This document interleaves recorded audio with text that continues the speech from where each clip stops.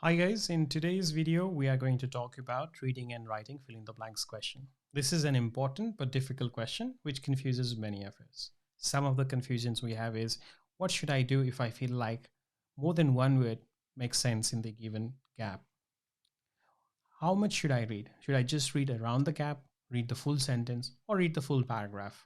How much time should I spend on one gap or maybe on one question set?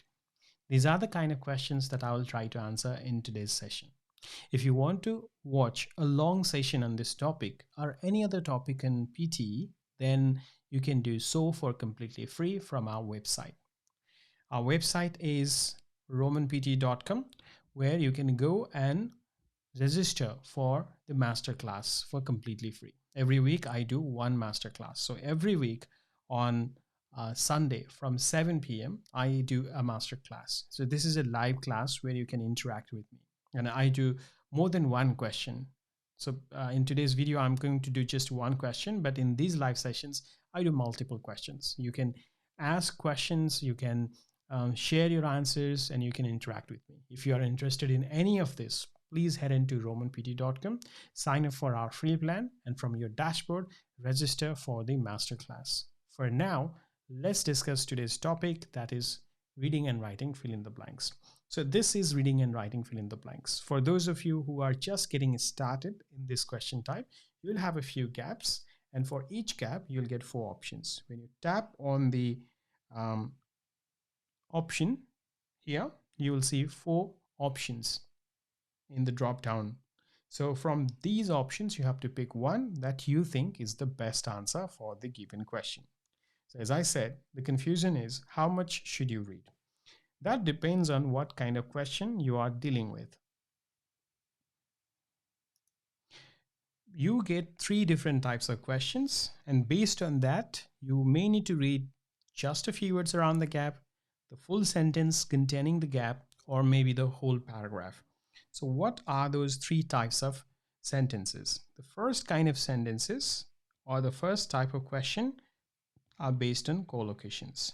Collocations are natural combinations of words, or you can say group of words which sound better together. Some examples of collocations for are, let's say, we say I have or I had my meal. That means have a meal. We don't say eat a meal. Why we do not say eat a meal? Because that does not sound natural, or native speakers never say that. So we never say this, but we say this. So it's a natural combination of words which are not based on grammatical rules or anything, which are only based on how people use the language. They are called collocations.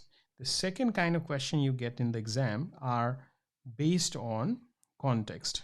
That means these are the questions where you have to read the sentence and try to understand what the author is trying to say.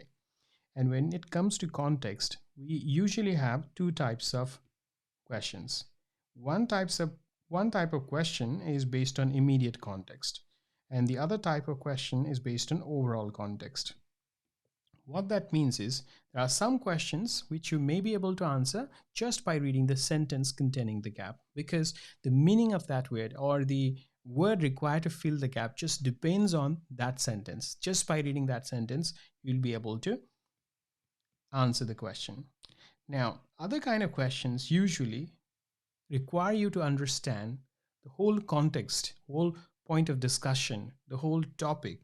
So it depends on what kind of question you are dealing with, right? Whether you just read a few words around the gap, or you read one sentence, or you read the full paragraph.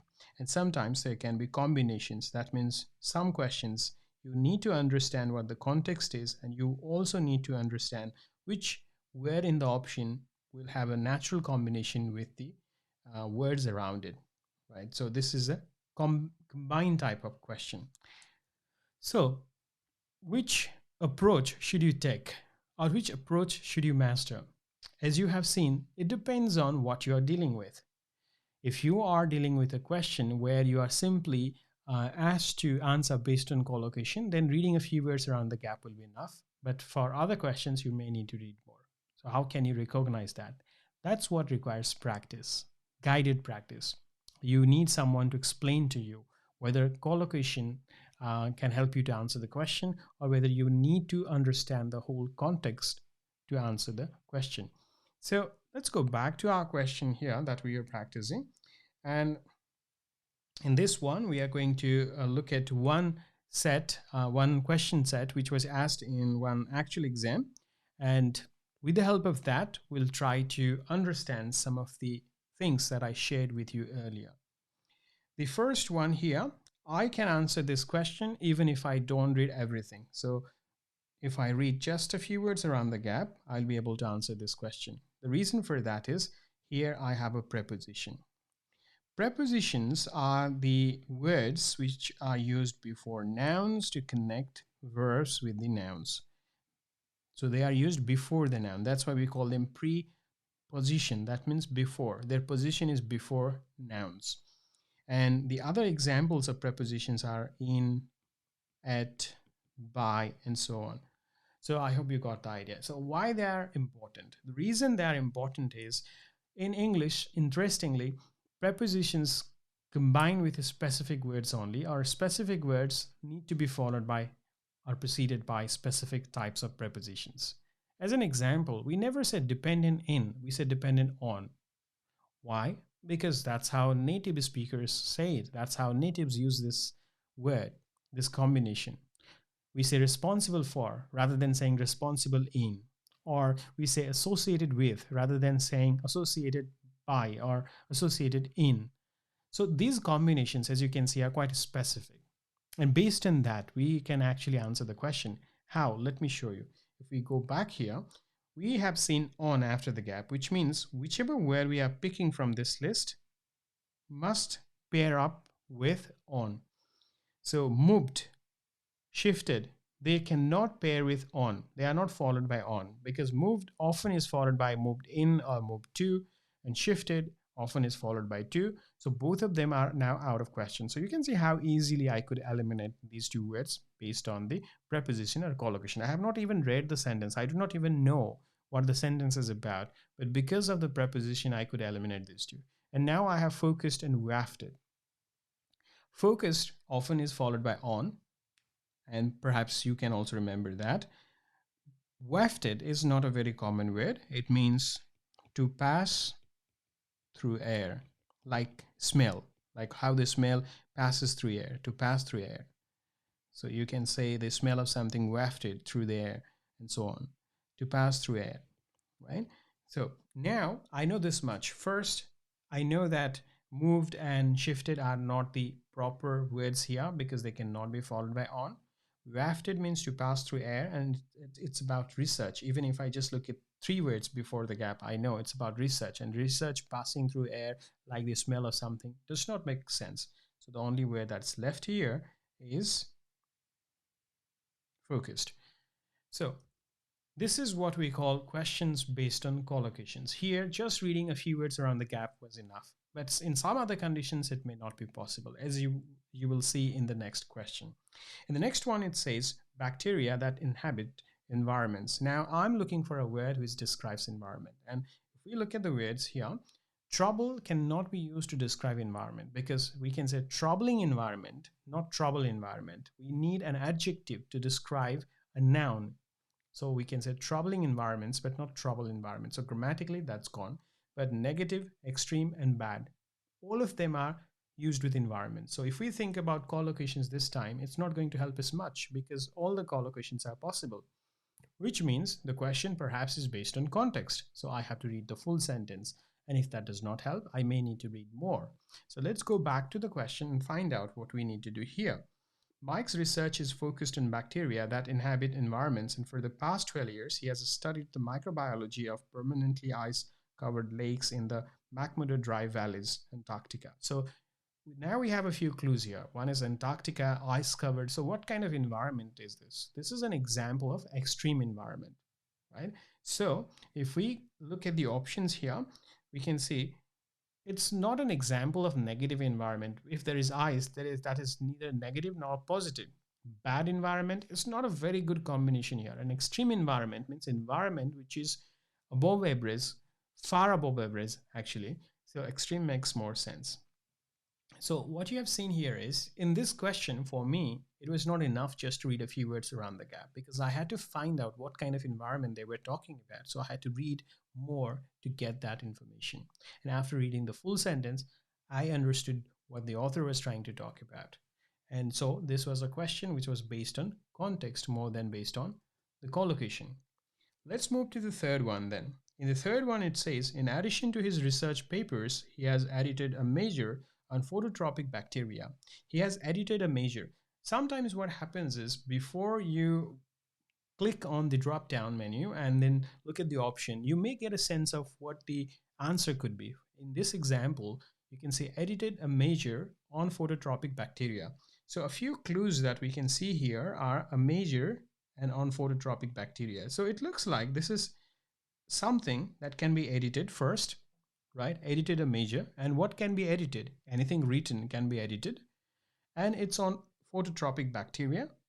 That means it must be some kind of article on that bacteria, maybe some kind of research. When we know this much, we can check the option. And if we look at the option, it says treaty, treatment, treatise, tracer. So we have treaty, treatment, tracer, and treatise. Now, if you do not know what is treatise, it means a written document, a structured written document, like an essay or a research paper. So it's, I think it's easier to understand it as a kind of thesis, which is written on a topic. It's well structured and it follows certain norms and certain systems, certain guidelines. So in this example, if we, in this question, if we look at the options, treaty, tracer, tracer cannot be edited, treatment cannot be edited. Treaty, if it is written, it can be edited, but he's a researcher. He's not someone from the government to write, to have a treaty or to write a treaty about something or edit a treaty about something. So the only option left is treatise. Treatise, as I said, is a research paper, and he is a researcher. So he must have written a research paper. That makes more sense. So here you can see that not just the words around the gap, but the overall context is also helping me. Because when I reached option number 3, by that time, I already had the idea that this guy is a researcher and he's writing something. So must be something based on research paper. And that's why. And it's and the clue around the gap was it was something that he could edit. So that means it must have been treatise. So it's a question where context as well as collocation were helpful. Now let's go to the next question here. And it says, and served for over a decade as chief editor of the Archives of Microbiology. Now, if you look at this gap here, just after the gap, you can see that this word, Archives of Microbiology, has both words in capital. What that means is this must be title of something, because for the title, we write the initial letter in capital, except for preposition or articles in between. So here, you can see is in a small letter, but archives and microbiology both are in capital letter, which means this guy was a chief editor of this particular, perhaps a magazine, perhaps a newspaper, perhaps a research magazine. And research magazines are called journals. Research magazines are called journals. Okay, so as I said, he could have been editor of anything, but he's a researcher. And I just told you that research, if you are reading a research magazines, that means you are reading a journal. So what he was working on then? He was chief editor of which one of these? So let me move my screen a little bit. I think the option is a little bit hidden. Okay, which one of this could be the answer? It could have been magazines, it could have been newspaper, and it could have been journal. Quotes, of course, you cannot be chief editor of just quotes, would not make sense. Out of the 3, journal is making more sense. The reason journal is a better choice here is because of the overall context, because he's a researcher, he's doing research, he's writing research papers, and he has been the editor of what? not just a common magazine. He must have been an editor of a research magazine. And as I said, research magazines are called journals. So the answer here is journal. Now, let's look at the other question, which is the last question here. Mike's non-scientific include forestry and then reading and caring for his dogs and horses. It looks like these are his hobbies. So I'm looking for a word which is related to hobbies. So if we look at the options now, you can see interests, measures, jobs, and considerations. So out of these ones, the only word that um, relates to forestry, reading, caring for his dogs, and which is similar in meaning to hobbies is interest. So the word I should pick here is interest. So that will be my answer. So you have seen that while answering this question, you have to first understand whether the question is based on the context or the question is based on collocations.